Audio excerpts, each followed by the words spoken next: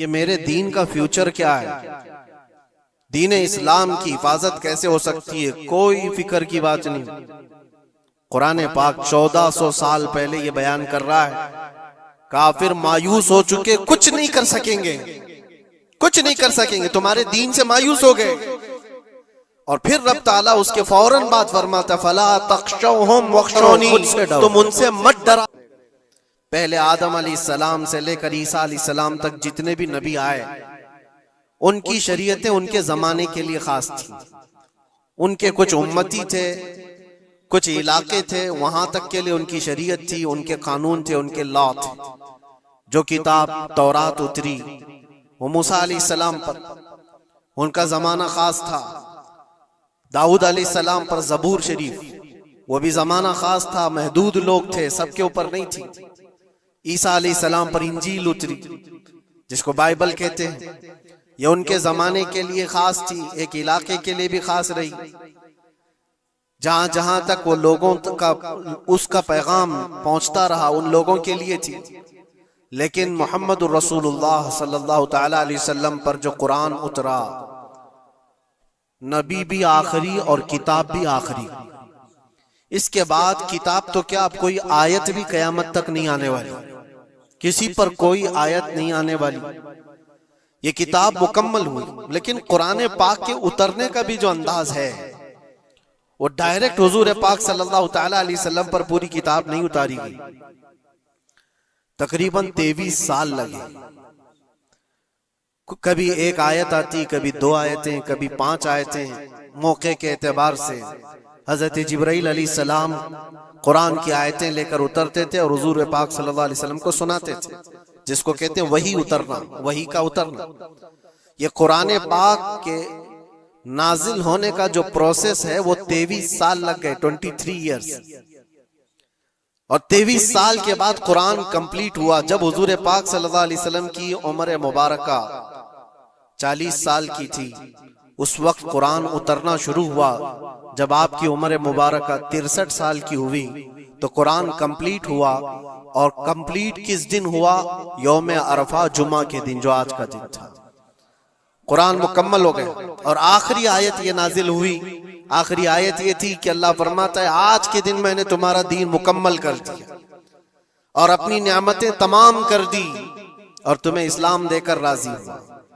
एक बड़ी अजीब बात मैं आपको बताऊं, ये अरफा का दिन जो रसूल पाक सल्लल्लाहु अलैहि वसल्लम के हज का था, रिवायत में है तकरीबन 1,20,000 के करीब सहाबा हुजूर के साथ हज कर रहे थे।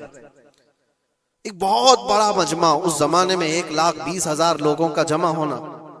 हुजूर पाक सल्लल्लाहु तआला अलैहि वसल्लम के साथ हर जगह, हर इलाके के लोग शामिल हुए और सहाबा वहां पर मौजूद थे। और हुजूर ने एक दस्तूर अता किया, एक कानून अता किया, जो आपका आखिरी खुतबा है, वो पूरी दुनिया के लिए मिसाले राह है। हुजूर ने जो अपना आखिरी खुतबा दिया था हज्जतुल विदा का, जिसमें जिंदगी गुजारने के ऐसे उसूल जो इससे पहले किसी ने दिए नहीं थे, वो सब के लिए फिट बैठते हैं आज भी। हुजूर ने फरमाया था औरतों के हुकूक पर, बच्चों के हुकूक पर, बूढ़ों के साथ मामलात पर, गुलामों के साथ सुलूक पर, सूद की हुर्मत पर, बहुत सारी ये तमाम चीजों का मजमुआ एक खुतबा था हुजूर का आखिरी खुतबा। जब हुजूर ने ये खुतबा दिया और सारी बातें बयान की तो सहाबा तो खुश थे इस आयत के उतरने के बाद कि कंप्लीट हो गया कुरान, हमारा दीन मुकम्मल हो गया आज। ऐसा नहीं कि अभी और कोई हुक्म आने वाला है, जो आना था हो गया। तो सहाबा खुश थे, लेकिन हजरत अबू बकर सिद्दीक रज़ियल्लाहु ताला अन्हु रो रहे थे। एक किनारे पर आप जाकर के रो रहे थे। सहाबा ने आपसे पूछा कि आज तो हमारा दीन कंप्लीट हुआ, मुकम्मल हुआ और कुरान मुकम्मल हुआ है, तो आपको रोने की वजह क्या है, क्या जरूरत है? आपने फरमाया दीन तो मुकम्मल हुआ, कुरान भी कंप्लीट हुआ, लेकिन इसके बैकग्राउंड में तुम ये क्यों नहीं सोचते कि अब हुजूर पाक की जिंदगी का भी जो मकसद था वो मुकम्मल हो गया, अब हुजूर हमारे साथ नहीं रहेंगे। शायद हुजूर पाक सल्लल्लाहु ताला अलैहि वसल्लम इसके बाद ज्यादा हमारे दरमियान ना रहे, क्योंकि वो अल्लाह के रसूल थे। रसूल अपना पैगाम पहुंचाने के बाद फिर अपने रब के पास चला जाता है। ये बहुत गहरी सोच थी सिद्दीक़ अकबर रज़ियल्लाहु ताला अन्हु की। और हुआ भी ये कि इस हज के बाद हुजूर सल्लल्लाहु ताला अलैहि वसल्लम वापस मदीना तशरीफ ले गए और सिर्फ 2 महीने के बाद हुजूर पाक का विसाल हुआ। अपने हज के बाद नबी पाक सल्लल्लाहु ताला अलैहि वसल्लम 2 महीने तक मदीने में रहे, उसके बाद आप रहलत फरमा गए। आज बताना ये है कि ये दिन ऐसा है अरफा का जो हैबत तारी करता है। कुरान कहता है यौम यइसल्लज़ीना कफरू मिन दीनिकुम, आज के दिन कुफ्फार तुम्हारे दीन से मायूस हो गए कि कुछ नहीं बिगाड़ पाएंगे इस दीन का, जो करना था सब करके देख लिया।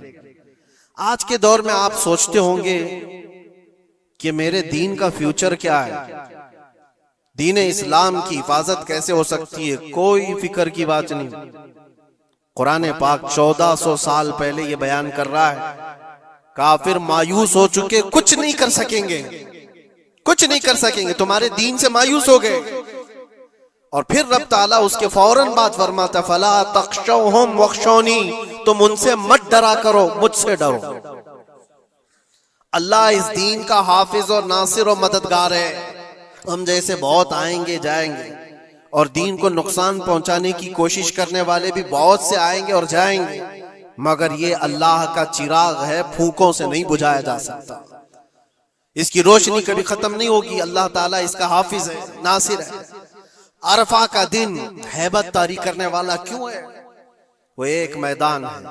सुनो हदीस पाक, अल्लाह के नबी सल्लल्लाहु ताला अलैहि वसल्लम क्या फरमाते हैं। अन जाबिर रज़ियल्लाहु ताला अन्हु क़ाल क़ाल रसूलुल्लाह सल्लल्लाहु अलैहि वसल्लम मा मिन यौमिन अफ़ज़लु इंदल्लाहि मिन यौमि अरफा यंज़िलुल्लाहु इला समाई दुनिया फयुबाही बि अहलिल अर्दि अहलस समाई फयक़ूल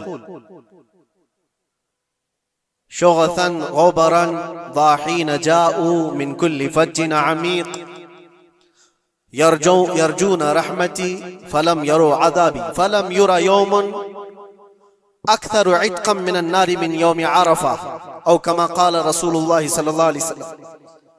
हज़रत जाबिर रज़ियल्लाहु ताला अन्हु फरमाते, हुजूर सल्लल्लाहु अलैहि वसल्लम फरमाते हैं अरफा के दिन से ज्यादा अफजल कोई दिन अल्लाह के नजदीक मैंने नहीं देखा। आज के दिन से ज्यादा अफजल दिन देखा नहीं। अल्लाह तबारक व तआला आसमान वालों को बता करके जमीन वालों पर फख्र फरमाता है। ये जमीन वाले कौन है? हम लोग। जमीन वालों को दिखाकर अल्लाह तबारक व तआला फख्र फरमाता है मलाइका के सामने, और यूं इरशाद फरमाता है ये देखो बिखरे बालों से परागंदा चेहरे के साथ थकान में चूर, सूरज की तमाजत और चिलचिलाती धूप को सहते हुए मेरे दरबार में खड़े। ऐ मलाइका, ये चाहते क्या है? देखो ये सब के सब पुकार रहे हैं लब्बैक अल्लाहुम्मा लब्बैक, अल्लाह मैं हाजिर हूं, अल्लाह मैं हाजिर हूं।